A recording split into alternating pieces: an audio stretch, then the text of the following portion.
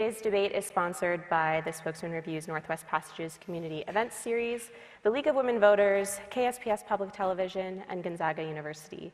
It is affiliated with the Washington State Debate Coalition. I'm Laurel Demkovich, and I'm pleased to be here to moderate this debate between Pierce County Auditor Julie Anderson and Secretary of State Steve Hobbs. Ms. Anderson won the coin flip earlier to determine the order, and she chose to go second.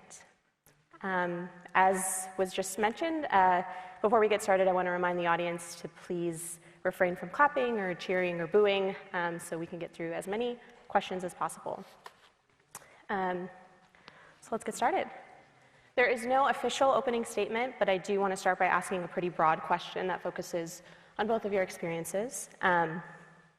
You have both pointed to your experiences as being the most relevant for this job as Secretary of State.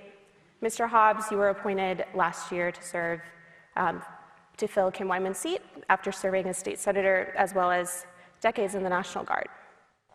Ms. Anderson, you have been Pierce County's auditor since 2009. Why do each of you feel that you are the best for this position? Mr. Hobbs, you have 90 seconds. Thank you very much. I've dedicated myself to public service.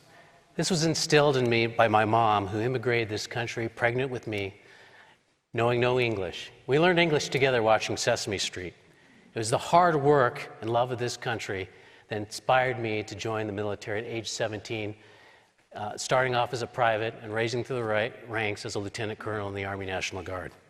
During my 33 years of military experience, I've worked for the National Security Agency, assisted the security of elections in Kosovo and Iraq, and distributed nomination boxes in Iraq. I was a graduate of Department of Defense Information School, and I'm currently a public affairs officer. This makes me uniquely qualified to be your Secretary of State, taking on cyber and misinformation threats as I have already done in this office.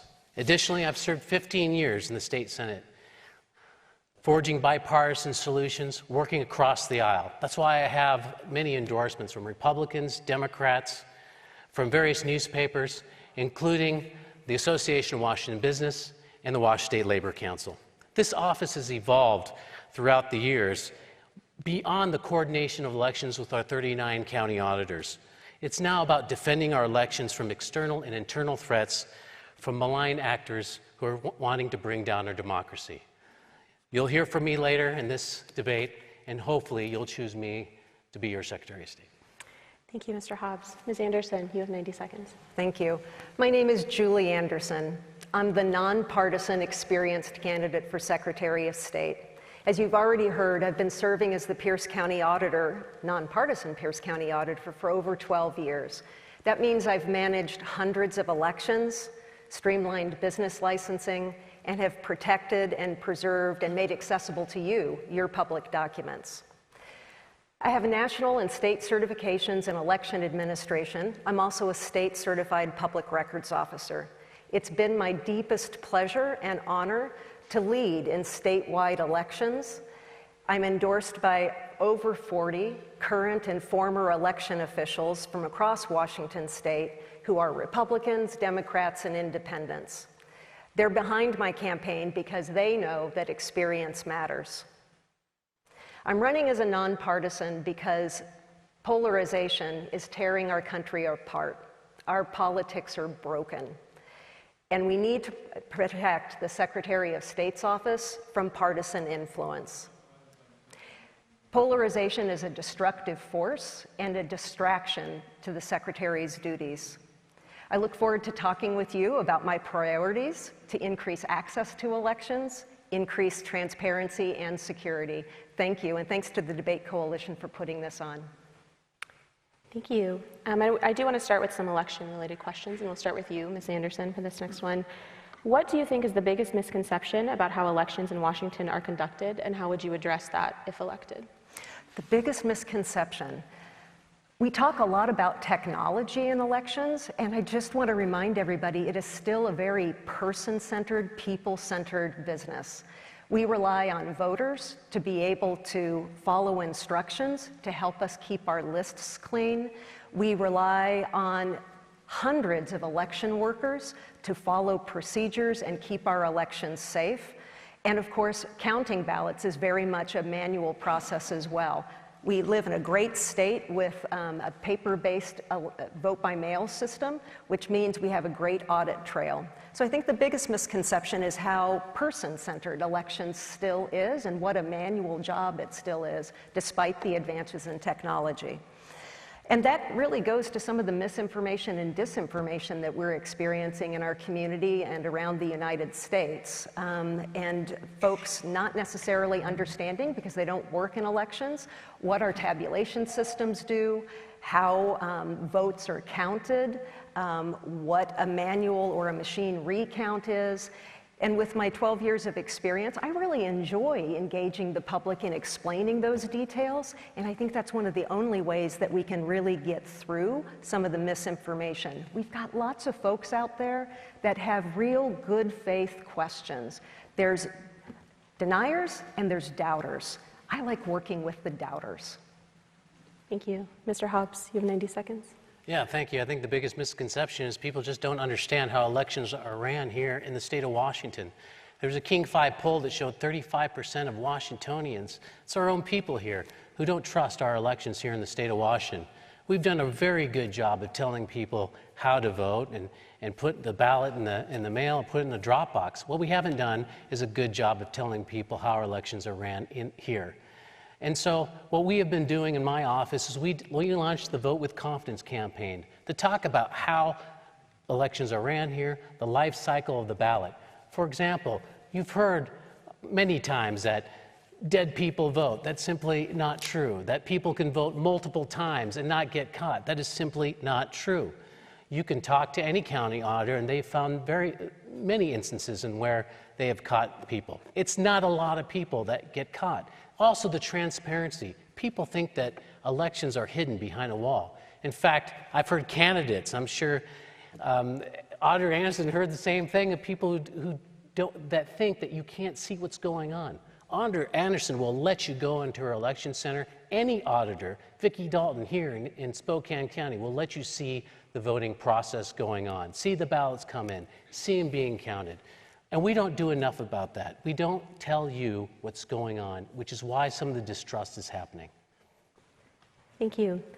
And touching on misinformation, which you both have already mentioned, after the 2020 election, there were a number of concerns that quickly spread about widespread fraud in results and a lot of misinformation about elections and vote by mail specifically. So what specific actions or programs do you support to address misinformation regarding voter fraud and voter restrictions? We'll start with you, Mr. Hobbs. Yeah, certainly. I just mentioned the fact that, unfortunately, people don't know how elections are ran here in the state of Washington, so we launched the Vote with Confidence campaign. We're also actively involving ourselves with the community and working with our 39 county auditors. Part of the Vote with Confidence is sending out press kits with them so that they can work with us and they can work with their own communications team to fit their county needs. We also are going out to different communities. I've set up a team to do outreach, mirroring what they do in King County with the Trusted Messenger program, trying to hire people to actually speak the language and understand the community and the culture. We need to do more of that and to bend this curve of misinformation, this perception of the elections in the state of Washington are somehow, they don't have integrity, and that's simply not true. In fact, we're talking more about the process of VoteWA, which is our voter database, how it talks to different databases to ensure that if someone were to move to a different county and register there, we would know about it. Again, elections shouldn't be hidden to anybody. And we have done, unfortunately, a bad job of not telling you all how elections are ran. Again, I encourage all of you to go to your local county auditor or your election center and witness the process yourself. And tell a friend how our elections are secure, transparent here in the state of Washington. Thank you. Ms. Anderson, you have 90 seconds. Well, I think a successful approach is, first of all, not leading with partisan messages and not leading with ridicule. Again, there's deniers and there's doubters. For all of those doubters out there that we're trying to reach, I really think that there's limited value in government talking at them, right? I think that what we need in our community, in our country, is more dialogue. And I'm going to need your help as a community doing that. We're going to have to reach into community and find people where they're at who are interested in learning more, and it's going to start with listening to what their doubts are and what they're based on, then providing some information, and doing it in spaces where they're getting connected with their county auditor. I, as Secretary of State, can put out information, but it's one way, and I think that people who subscribe to government channels on social media is not the audience we're trying to reach, right? So I want to make sure that we connect people at the local level with their county auditor so that when they're encountering a question or a problem, they can go right to the source. And I will say that the Vote with Confidence campaign, I've got to say, we didn't even have a chance to see that content until it started being printed in our daily papers, and that's not the kind of coordination and collaboration that we need. Okay, and for the next question, we'll start with you, Ms. Anderson. There has been talk for years of adding ranked choice voting in Washington, most recently with proposed legislation that would have given local jurisdictions the option to use ranked choice voting. This election alone, there are a number of counties who are considering it in various initiatives. You have said that you support that idea. Mr. Hobbs, you've said that it's not necessarily the time to add ranked choice voting, but given the growing support for it and the likelihood that it could be adopted at some place locally, how would you, as Secretary of State, handle that new type of election, even if it's just at a local level? Yeah. You're right. I do support the local option bill that's been kicking around in the state legislature for about 6 years now. Ranked choice voting is being used in 50 communities around the country, and it really isn't a matter of if, it's a matter of when. And you're right, it's going to be on the ballot in 3 counties this November. I support ranked choice voting and this local option because I respect voters and I respect communities. Some of the best innovations that we've had in America have been because we've respected this republic form of government with local control, where local communities can be laboratories of innovation. And ranked choice voting is not that much different than a woman's right to vote, being able to vote when you're turning 18 years old, or vote by mail. All things that were started at a local level. And I tell you, when they were started as a local option, they had challenges and they weren't uniformly popular either. So I respect communities and voters. Thank you. Mr. Hobbs, you have 90 seconds. Certainly, and they are on the ballot in various places, and of course, as your Secretary of State, I will honor that. That's what they chose, and I have to do it as part of my legal duties as Secretary of State. But I don't like ranked choice voting, and the reason I don't is because it disenfranchises communities and it leaves us vulnerable for misinformation. Think about what's going on right now with our elections, what happened in January 6th. People have doubts of our elections, and now you want to have an election based upon an algorithm and the number of votes, and people just don't have the trust right now. That's why now is not a good time to do it. Also, I think about my mom, who naturalized to this country when English is not her first language. So think about all those newly naturalized citizens, and all of a sudden you're asking them to vote in a completely alien way, and we don't even have the resources right now to provide voter guide statement to those naturalized citizens in the language that they understand. I don't want to disenfranchise them. And then I think about my son. My middle child is a son with special needs.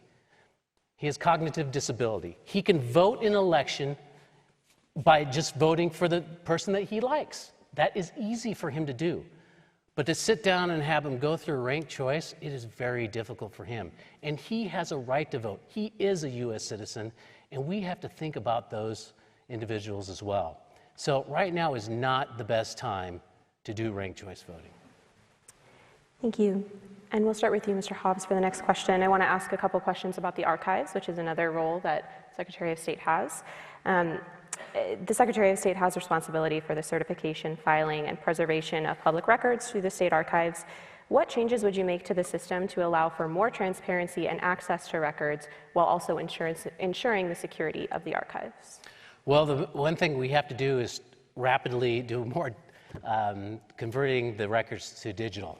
We need to do that. One thing I realized rather quickly is the amount of paper records that we need to convert so it can have access to the internet and so people can see it. So what I've done is I visited many of the archives, including the one in Eastern Washington University in Cheney, and I noticed that the equipment needs to be updated. Larger scanners need to be done. For example, some of our archives need to ship larger documents to Olympia to get them scanned. So we're in the process of providing larger scanners, more efficient scanners, and providing more people. We were depleted during the last Great Recession, and we didn't get those people back so that we can scan those records. It's one thing that we've been working on.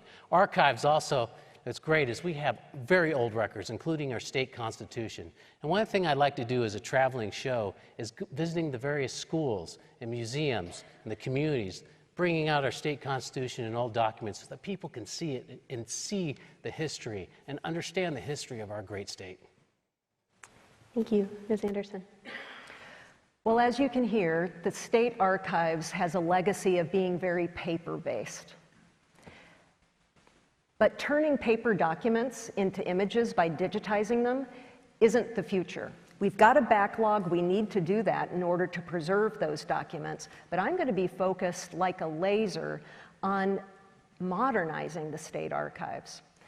We have a responsibility to preserve and make accessible to each of you documents with permanent retention value that are created by local and state government. And that's back from the territorial days all the way to this minute.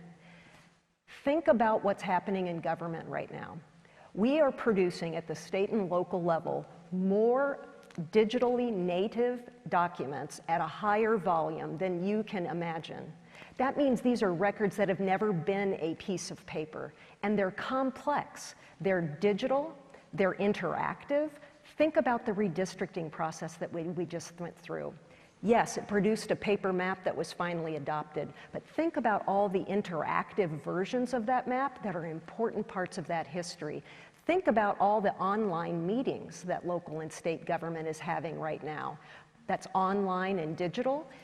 With all of those chats, all of the attached documents, who's preserving those records for history and making them accessible to you so you can hold government accountable? I will. Thank you. And I do want to ask a follow-up question, and both of you will have 30 seconds to answer. But you know, you've mentioned the paper archives, and I've heard that they are currently running out of space. So what, if elected, would your plans be to deal with that? And we can start with you, Mr. Hobbs. Yeah, certainly. As I said, when I went to some of the archives buildings, some of them are running out of space, which is why we do need to quickly scan these and digitize our records. And so that's what we've been working on. Also, we are building a new state library in the Tumwater area, which will give us some more room. Luckily, as we move forward in different municipalities are moving to digital, so it makes it easier going forward in the future. But we have a lot of old documents that we need to convert. Thank you. You have 30 seconds. I think the first thing I'm going to do is take an entire capital scan of all of the buildings under the responsibility of the Secretary of State to find out what our space needs are, and then also look for opportunities for collaboration. In addition, of course, to scanning the paper documents, but we'll always need a safe place to keep those paper documents. I'd like to collaborate with the museums, the other history societies that we already collaborate with, to see if there isn't another local government that has the same needs. Couldn't we partner together? We will start with you for this next question. The Secretary of State is also responsible for corporation, business, and nonprofit registration. Are there any changes that you would want to make to how registration currently works? And if so, what would they be? Good news. Our corporations division has a really good reputation, and it's working pretty well for business. Just ask anybody that tries to do business in California. So we're doing pretty good. What is a hot mess right now is the charities division. The legislature made a change that took an effect this year, and to implement those changes, the Secretary of State's office had to change their computer system, and basically it broke. They're having to entirely re-platform it. That's not an issue. The problem was with the way the incumbent managed that project. He asked all of the charities in Washington state to submit all of their paperwork by hand on paper, and then had employees hand enter that data into a separate system. This created a 2 to 3 month backlog, which means that important charities that you and I rely on to do work in the community are showing up as delinquent on the state system, and some of them were even administratively dissolved. This means that they can't get insurance, they can't get financing if they're building a new building, and there's absolutely no excuse for that. I would have handled that project entirely differently. So I think by the time I get in office, I'm going to still have a little bit of cleanup to do. Thank you. Mr. Hobbs, you have 90 seconds. Yeah, thank you very much. Yes, I did inherit the problem. Unfortunately, you really had two options, or actually one option, which was to do something, which was do the paper option, or do nothing and allow the buildup of these nonprofits to just accumulate, which we weren't going to do. So we had to do that option. And of course, we are working on it, and we believe that our site will be back online in November. But it does take time. But to do nothing is not an option. One thing that we are doing in corporations, nonprofits, and charities is we're going to create field offices. We haven't done that in the past, because if you have a huge problem and you can't work it out on the phone, for example, we had a Vietnam veteran Marine who was hard of hearing, he was not internet savvy, trying to do a nonprofit, had a horrible time trying to communicate with us. It happens across the state. So we are actually going to open up field offices in various parts of the state so that we can service you, so we can be there for you. And the idea is to have office hours on certain days. Let's say we have an office in Spokane, and then on certain days they will actually travel to different communities like Cheney, because you shouldn't have these barriers to file your corporations or nonprofit. Thank you. And we'll start with you for this next question, Mr. Hobbs. Switching back to elections, voter turnout in Washington is still low despite a number of new laws that have expanded access to voting, such as same-day registration, restoring voter rights to those convicted of a felony, or adding drop boxes. How do you encourage people to vote? And if elected, what are some ideas that you have for increasing voter access in Washington? Yeah, thank you very much. There's two ways we're going to approach it. One is we are developing a team to go out to the various communities who are underrepresented, who don't usually go out to vote. I talked to the Hispanic Chamber of Commerce, the Tri-Cities, to go talk to them, perhaps teaming up with them, reaching out to their community in various communities, just like I had mentioned before with the Trusted Messenger program. The other thing we need to do is get to our young people, encourage them to vote, getting them in the mindset to vote before they turn voting age. One of the things that we have been leaning forward on and working on developing, this will be probably in the next 2 years, is a mobile game app for young people. So they can go on there and they can vote for maybe an imaginary character in a land, maybe get points. We'll throw civics questions at them to get them involved now so they're ready to go when they turn voting age. And of course, we will continue with our Vote with Confidence initiative, which we'll do next year. The legislature has not done a very good job of giving the Secretary of State the resources and the counties the resources to help them increase voter turnout. So I'm looking forward to doing that, working with our 39 counties to increase the voter turnout. Thank you. Ms. Anderson. Well, Washington State performs pretty well when we compare ourselves with the rest of the states in the United States for voter turnout. But it sure is hard to have like a victory fist bump when you've got 20% turnout in a special election that's so important. Job one is making sure that we're eliminating barriers to access. And Washington State has exhausted the most obvious barriers, so it's pretty easy to participate. But you know, the one thing that is tested and true that turns a non-voter to a voter is interpersonal communication. It's having somebody ask you or share with you why the election is important. It might be a candidate that doorbells. It could be a neighbor, a coworker, or what happens at your kitchen table. But what moves voters moves non-voters to be voters is interpersonal communication and community. So again, what I'm proposing is to reach through community, and I'm going to need your help. I'm launching the VOICE program, Voter Outreach and Innovative Civic Engagement, with really low barrier grants, similar to what we did in Pierce County very successfully with the 2020 census, combining philanthropic dollars with government dollars and making them easy to apply for to see what kind of innovative activities you come up with, your teenagers come up with, to get the vote out and have that interpersonal communication. Thank you. And we'll start with you for this next question. And on the idea of turnout, the legislature, as well as some local jurisdictions, have discussed the idea of moving elections in Washington to only even years. Is that something that you support, and why or why not? Well, it's something that I'm worried about. I do obviously want to increase turnout, and this is an idea that could potentially increase turnout. But it does have some consequences that I think we should pay attention to, and I would like to share with the state legislature. Think about this. Some of the misinformation and disinformation that we hear is about the integrity of our voting rolls and how accurate our mailing lists are.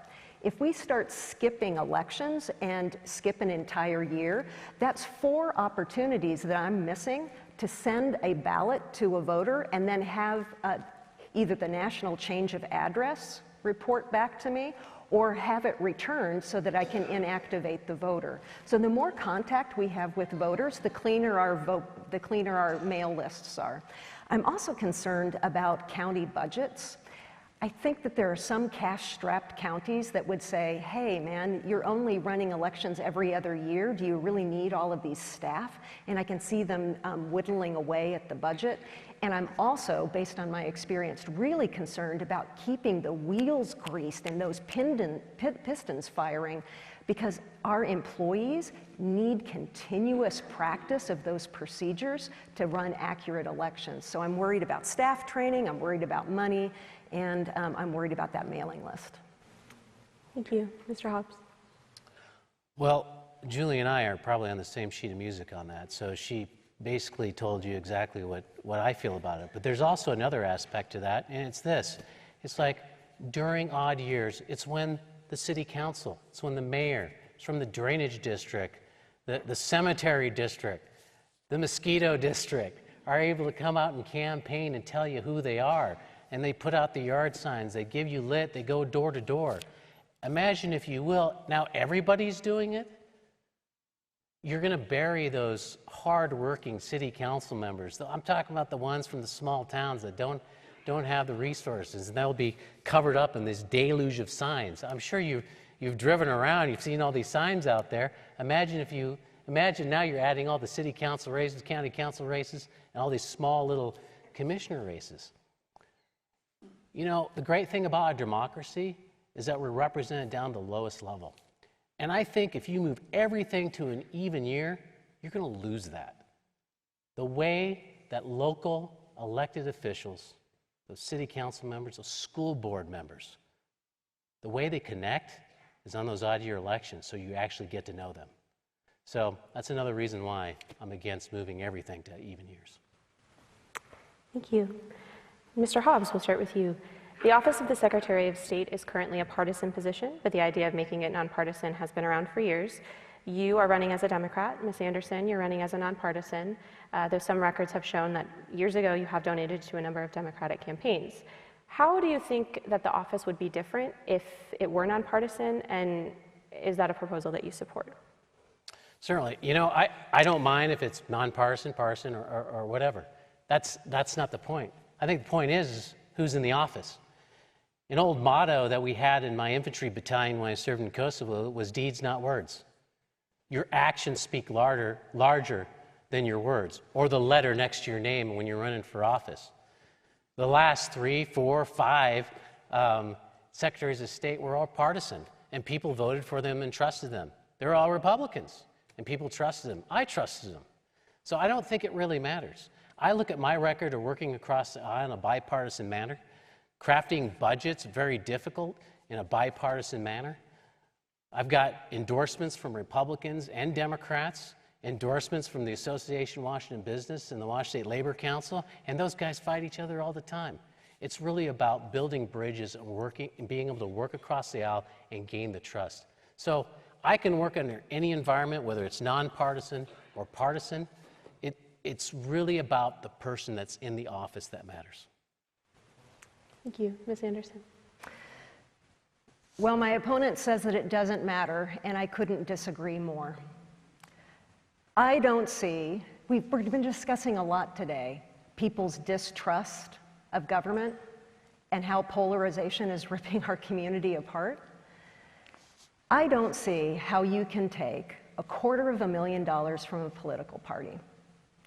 I don't see how you can benefit from that political party running a disinformation campaign for your campaign's benefit and not realize that you're becoming part of the problem.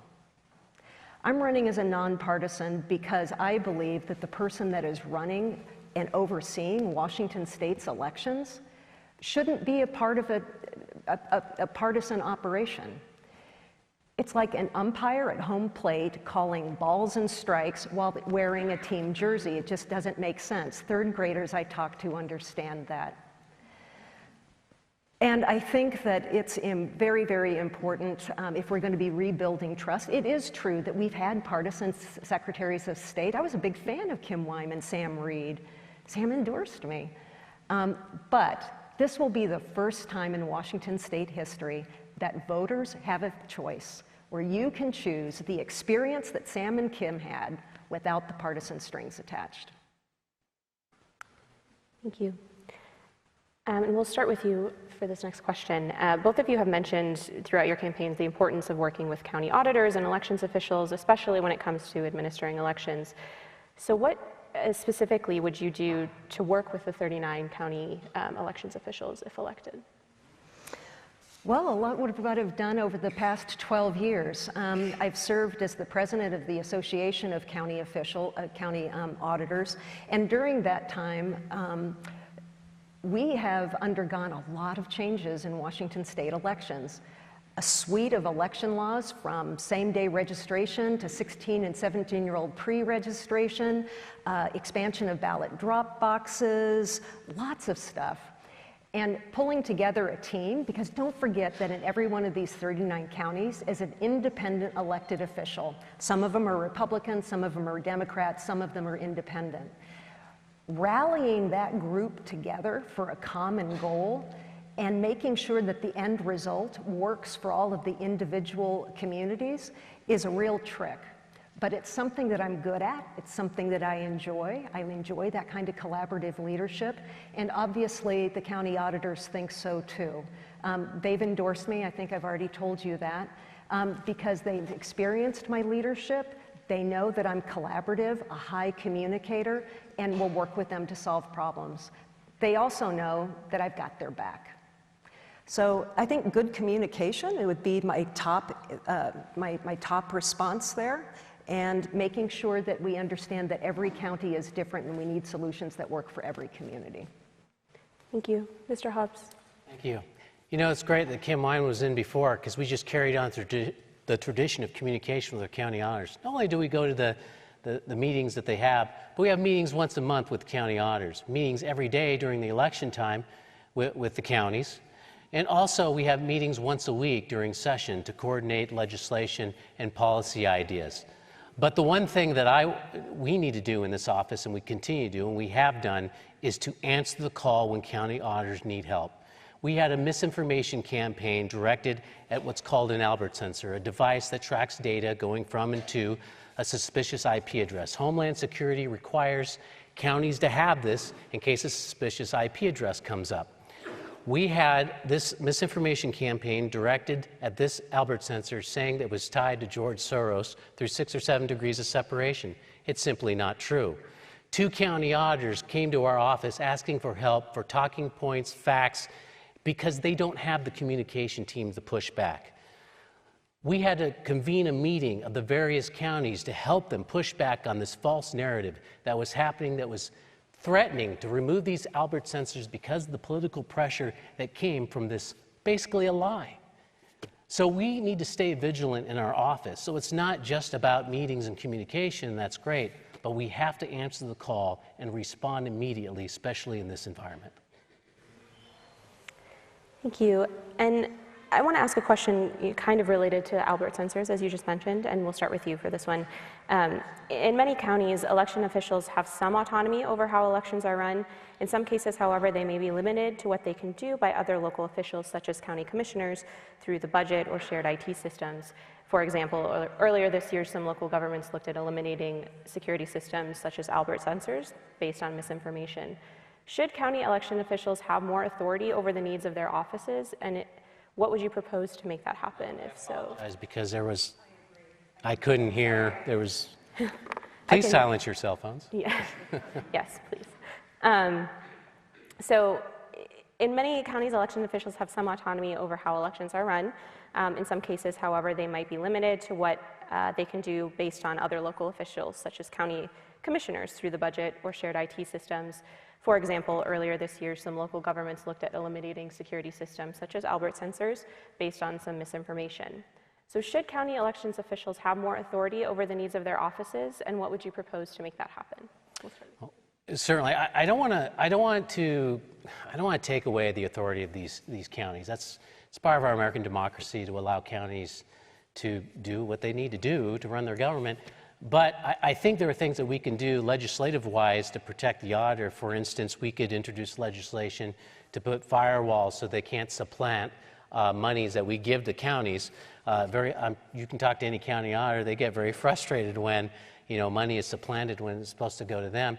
And so that's something that we could do to help them out. In terms of the security portion of it, right now we're trying to do everything we can to convince counties to put their Albert sensor back on. One thing I didn't say was that one county, Ferry County, unanimously voted to remove the Albert sensor based upon the lie that was sent out. And it's unfortunate, but we're going to continue to work on them to have them put the sensor back on. Because less than 6 to 8 weeks later, we were notified by U.S. Cyber Command that 6 Russian IP addresses were identified where state and local governments were transmitting data to.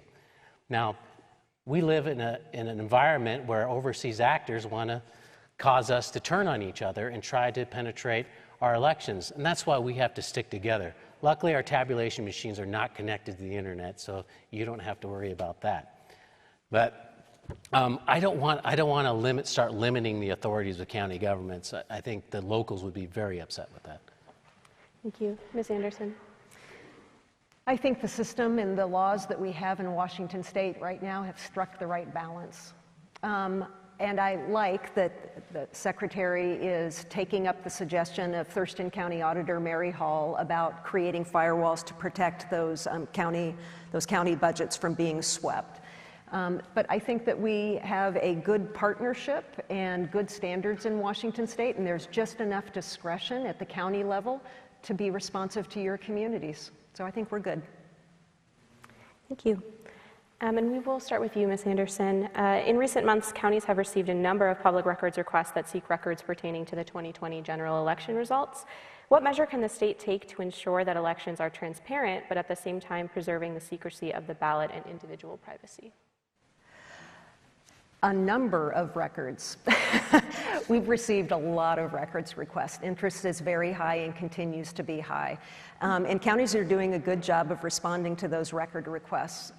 There's a couple of things that I would do as Secretary of State is to help provide some leadership, to take some of the weight off of the counties. There are some documents that keep getting repetitively requested, and where it's safe to do so, I think that just posting those on the internet so that people can self-serve and retrieve might be a more efficient way to do things.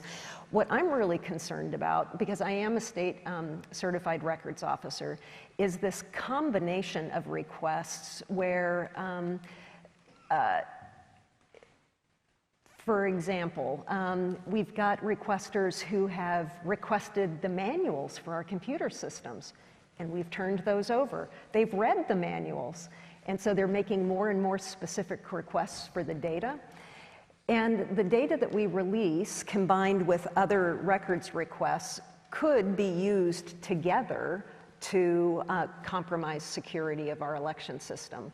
So I am very interested in convening technologists, attorneys, records officers, and election administrators to revisit what it is that we're releasing. Thank you. Mr. Hobbs? Thank you very much. And this is where Julie and I agree on this particular issue. There is a delicate balance to be made, but we also have to protect the privacy of our citizens. For example, just recently, we passed a law in this state. It was in working with the county auditors to ensure that your signature is not simply viewed on screen in a digital fashion. Now, you can go to your county auditor and look at the ballots and look at the signatures yourself. But the last thing we want to do is allow anyone to go in there and just pull signatures, because as you all know, then you're creeping into identity theft there.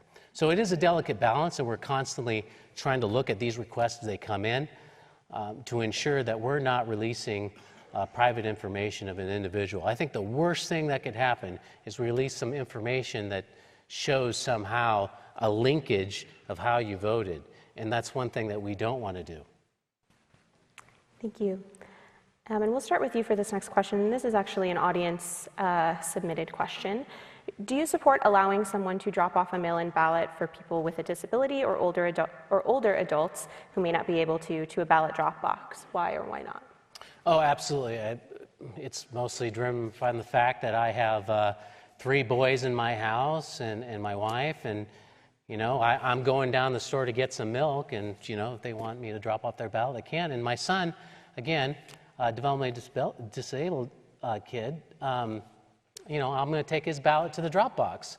Also, people out there have problems, maybe medically, have a condition, or maybe they're in a hospital or laid up in some way. Of course, they should be able to have the ability to have someone take that ballot and put it in a drop box or a mailbox. Just please don't hand your ballot off to a stranger. That's something that you shouldn't do. Thank you. Ms. Anderson? Absolutely. It's the law of the land as well. You can carry your neighbor, a family member, or anybody's ballot and deposit it at the election center or the drop box. I think the missing piece of the story is that you can't stuff the ballot drop box. All the ballots that are issued are individually issued and tied to individual voters, and we verify the identity of the voter before we process the ballot. Yeah, I think that's all I've got to say about that. Ms. Anderson, do you believe the state's address confidentiality program is adequate to protect victims of domestic violence, trafficking, assault, and harassment? And how would you continue to advocate for proper funding and support for the program if elected? Well, the address confidentiality is a key tool for crime victims and survivors of domestic violence, and it's a program that runs well. I would like to see it expanded. It has been limited pretty much to voter registration and marriage licensing and having those public records sheltered. But we're moving into an age now where the state legislature has allowed these address confidentiality participants to own real property. So auditors and industry leaders are working through the Recording Standards Commission under the Secretary of State's office to make rules for what does real property and chain of title look like if those aren't public records. I was involved very early on in the Recording Standards Commission in this initiative. I would also like to use my experience. I was also the executive director of the YWCA and worked extensively with victims of domestic violence. I'd like to work with our district and superior courts, which is where you are most likely to be. You are going to be there if you're filing for divorce, if you're filing for a protection order, and make sure that the courts are delivering information about how to access the address confidentiality program, because I don't think that we have as many enrollees as we should. So that's how I would improve that program. Thank you. Mr. Hobbs? No, it's a great program. You should look it up. And it's unfortunately, you know, people have to use it because they're being victimized. My worry in the Secretary of State's office is ensuring that we have enough people in there to ensure the program keeps on running. So that's what I'll be keeping an eye on, because it is a great program. And obviously, any leakage that happens where someone can connect the dots and locate an individual is of grave concern to us and to the people that we serve. Thank you. Mr. Hobbs, the legislature recently passed a bill to restore voting rights to those convicted of a felony. Is that something you support, and would you want to see it expanded in any way? So I was against that bill, but the good news is that it was a clean bill, which basically said that if you are not in a prison, you're allowed to vote. So basically, if you're sleeping in the prison, you're still allowed to vote. I was against it because I feel that they should have done their time. But that's passed. I'm the Secretary of State now, and I'm going to abide by the law. What I am against is allowing prisoners who are still incarcerated allowed to vote. I think they need to do their time. I think most Washingtonians feel that way. However, I do think that we need to do everything we can for those incarcerated individuals who are about ready to leave to get them ready for citizenship. So luckily, we own all the libraries in the state prison. And so using that opportunity to teach the incarcerated folks who are about ready to be released about how to vote, how the vote process is done, and getting them ready to register is a good and honorable thing that we should do. Thank you. Ms. Anderson? I did support that bill, and I'm glad that it passed. It does make clear that if you're behind bars serving your time for your felony, that you can't register and you can't vote. But it clarified that the legal financial obligations don't need to be completed, which basically amounts to a poll tax. What's often misunderstood is that if you're not making good faith efforts towards clearing that debt, the prosecutor can refer back to court and can have that petition to have that franchise taken away. I think that being able to vote is an important part of restorative justice and making amends to a community. If somebody's serving time in prison for a felony, they've done harm to the community and to their neighbors. And being able to participate in voting and becoming part of the community, don't we all want everybody to take part in this responsibility? And if they're willing to do it, we want to register them and make sure that they get a ballot. So I think it's a good idea. Yeah. Thank you. Ms. Anderson, during the 2020 election, your predecessor, or Mr. Hobbs' predecessor, Secretary Wyman, was very outspoken nationally about Washington's election systems and worked with a number of other secretaries of state on improving their systems. How would you work with other states to help improve their systems and security regarding elections? And are there any federal reforms that you would like to see enacted? Well, I'm going to do what I'm currently doing as a county auditor and definitely keep doing what Kim did as Secretary of State. We fairly regularly host other states at Pierce County elections so that they can look at our technology, meet with our staff, talk about our procedures, and review Washington state election law. So we're going to keep doing that. The last state that we hosted for any length of time was Hawaii, and they're now entirely a vote-by-mail state. I don't know if you know this, but we've gone from 5 vote-by-mail states to 8 in 2021. I think a primary duty of the Secretary of State is to export confidence and evidence to other states so that they can find their way to the voting system that makes best sense for their communities. And to, just to provide that evidence and export confidence. Yeah. Mr. Hobbs? Yes, there's an association called the National Associations of Secretaries of State, and that group works together on national policies to move voting forward. And there is a sizable group of us in that organization that would like to see the Voting Rights Act passed in Congress. Unfortunately, it's sitting there in the U.S. Senate. Hopefully things can change in the next election so they can move forward. But here's the thing, 90% of the stuff in that bill is what we already do. Now, there's some stuff in there that we don't do, like making a national holiday. We don't do that here. And, I mean, it'd be great for all of you, but for my office, we have to work that day. But that's something that we will continue to do, working with our other secretaries of state.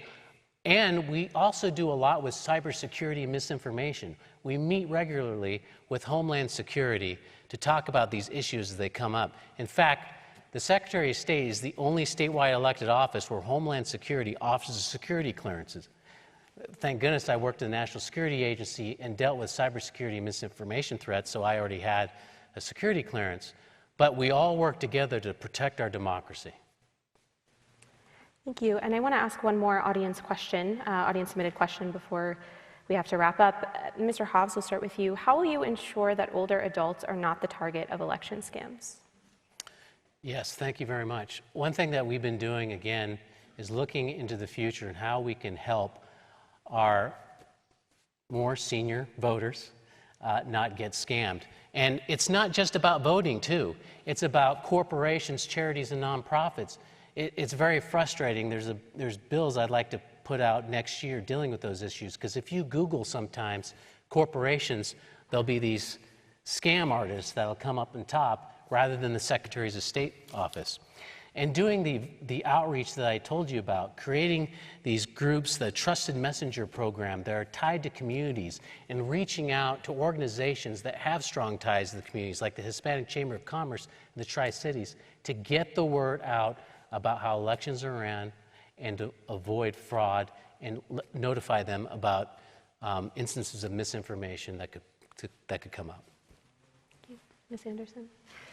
The Secretary of State's office really can be like a consumer protection agency, overlaying all of these divisions: corporations, charities, address confidentiality, elections, the state library, state archives, with some special sensitivities about how you can be taken advantage of and defrauded.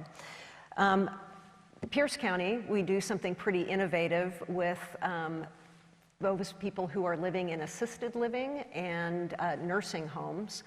I go out and teach the owners of those facilities and the managers there and the staff about their duties and responsibilities, letting them know what the law says about the limitations of assisting people with voting, what to do if a voter doesn't want to participate anymore, and that they don't have the right to make that decision for somebody that's in a facility. Only a court order or the voter themselves can do it.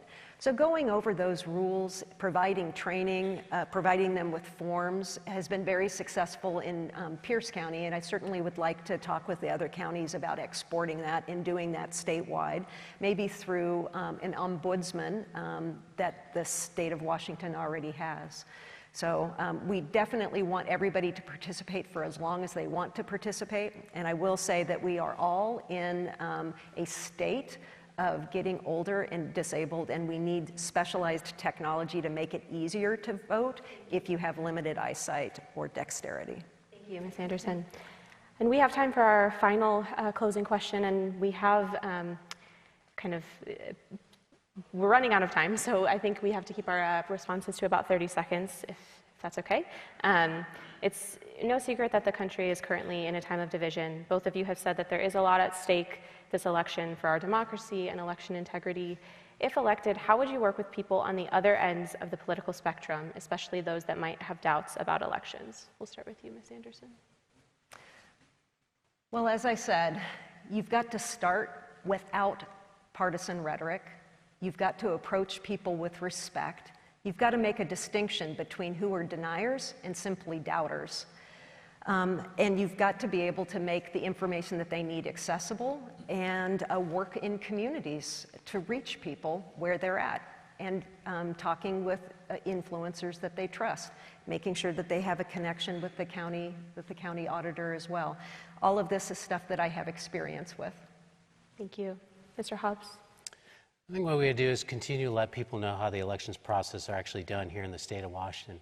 And I'll continue to reach out to those across the aisle, like I have done, like with Representative Matt Banky, who's got experience in cybersecurity, working with folks like him to gain trust in the system. It's going to take time. It's going to take a long time. But that doesn't mean we shouldn't give up. So rest assured, I will keep fighting for all of you, and I hope that you'll be for me this coming election. Thank you, Mr. Hobbs, and thank you to both of our candidates and for everyone for watching.